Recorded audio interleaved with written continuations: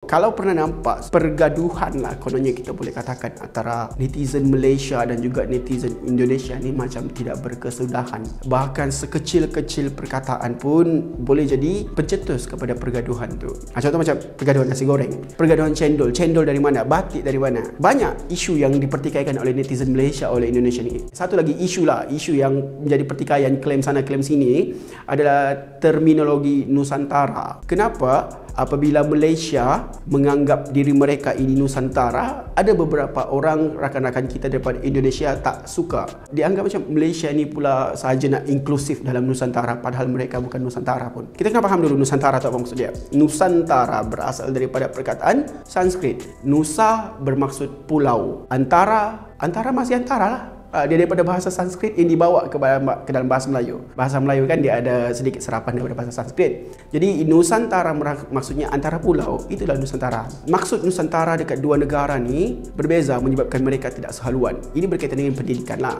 Kalau rujuk dalam PRPM ataupun Kamus Dewan Bahasa dan Pustaka ni, Nusantara tu maksudnya Kepulauan Melayu, maksudnya mencakupi Malaysia, mencakupi Indonesia, mencakupi Filipina, termasuklah Singapura dan juga Brunei semestinya.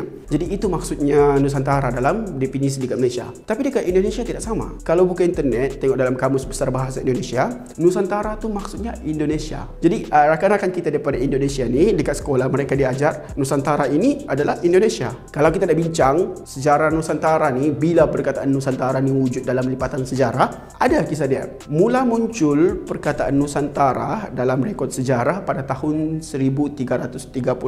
Kisah Patih Gajah Mada, janji Gajah Mada dalam Pararaton lah, dalam buku Pararaton. Dalam tu tulis bahawa dia tidak akan makan sambal selagi mana dia tidak menguasai seluruh Nusantara. Nampak tak betapa pentingnya sambal ni kepada Nusantara, sehingga sumpah setia pun disandarkan pada sambal. Itu budaya kita, budaya serumpun. Jadi makan sambal. Okey? Tapi selepas itu senyap. Dalam dokumen-dokumen sejarah tak dijumpa pun terma Nusantara sehinggalah awal abad ke-20 ketika nasionalisme, era nasionalisme dah. Dan Nusantara itu digunakan di kedua-dua Malaysia dan juga Indonesia untuk menentang penjajah. Indonesia dia gunakan istilah Nusantara untuk menentang Belanda. Malaysia pun gunakan Nusantara untuk menentang British. Antara tokoh dia lah, kalau kita dah sebut tokoh macam dekat sini kita ada Ibrahim Haji Yaakob. Dia gagaskan semangat Nusantara untuk menyatu padukan semua Melayu, bukan setakat dekat kawasan Semenanjung ini. Kalau dekat Indonesia pula, kalau kita tengok dalam lipatan sejarah Indonesia pada tahun 1945 selepas Indonesia merdeka,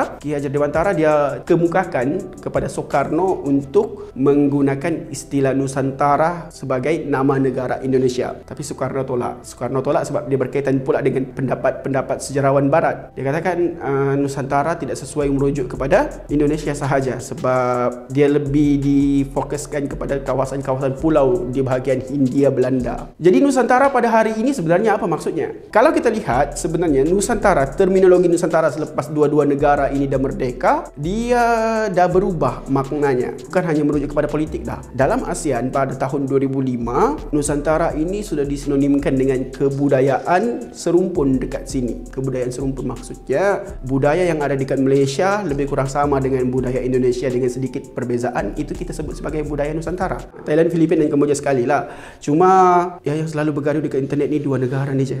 Kan? Kita tak pernah jumpa pula orang Thailand pergi bergaduh pasal terminologi Nusantara ni. Walaupun Brunei sekali pula, Brunei, Singapura, kita tak jumpa mereka bergaduh tentang terminologi ni. Hanya netizen Malaysia dan Indonesia sahaja. Tak tahu apa masalah dua bangsa ni. Itulah.